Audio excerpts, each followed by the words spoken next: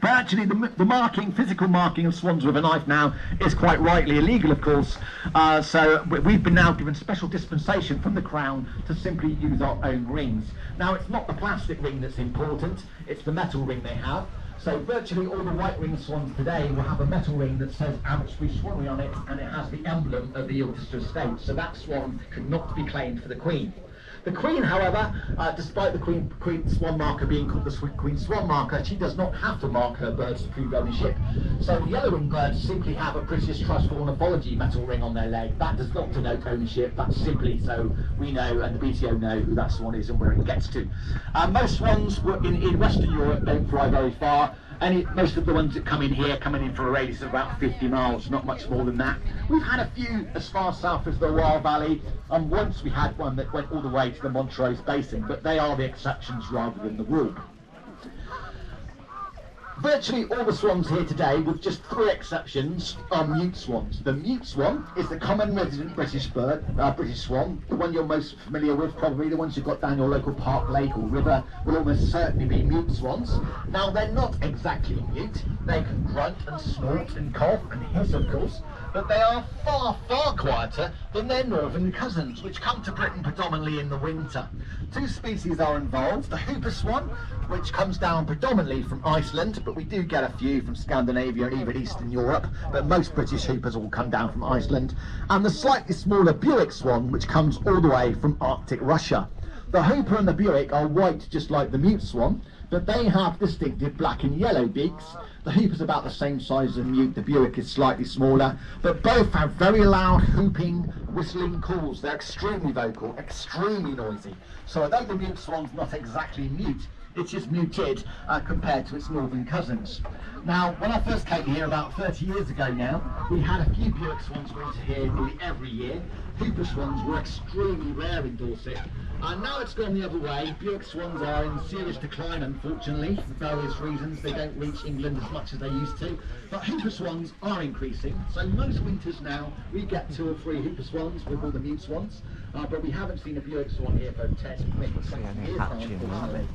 We also have a resident hooper swan. Unfortunately, in the summer, he takes up territory way over in the corner over there.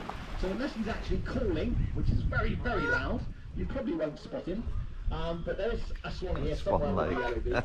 Now we think he's an escapee now because we rescued him from a nearby fish farm where he got caught in netting about 6 winters ago now. And every winter since then, we've had wild hoopers that have joined him, but every spring they fly off and he stays behind.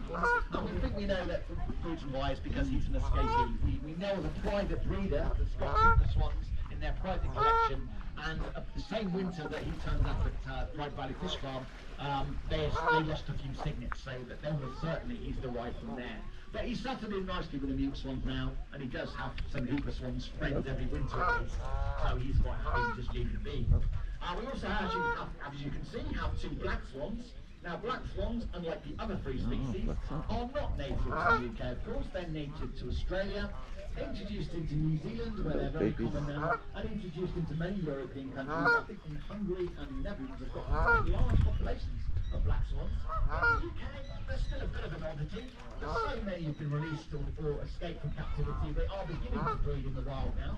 They rarely breed here. They tend to breed at odd times of the year, not just because they're a southern hemisphere species, it's because in Western Australia, it's the rainfall that triggers their breeding behaviour. So most of the interior, they don't breed unless it rains.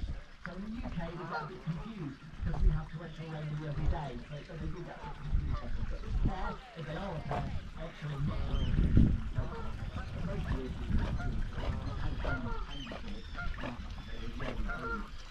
Now, in Western Australia, we have 107 pairs this year. And as of yesterday, I added up the count today, but as of yesterday, there were 111 cygnets that have hatched. Probably a few more today now, but I haven't counted it yet. So the hatching's going to go on well into June. It used to actually go into the end of June, so it's getting a bit early now, very into June, it should all be done.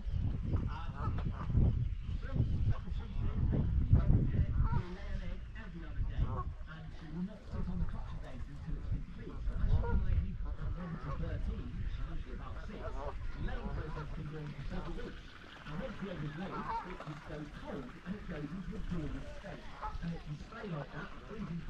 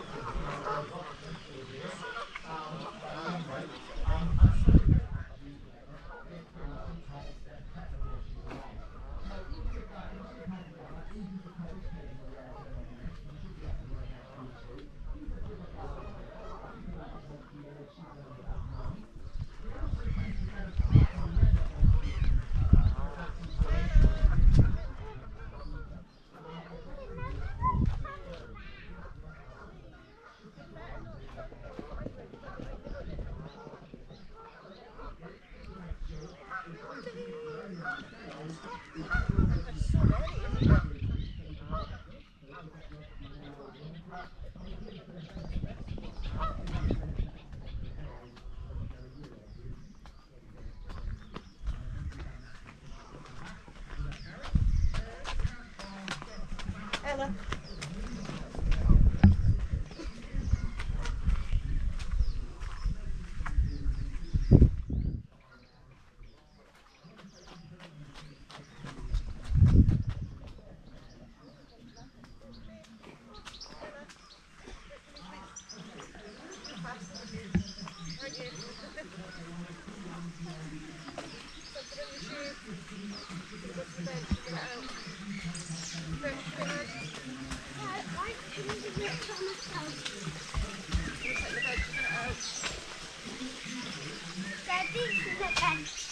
Yeah.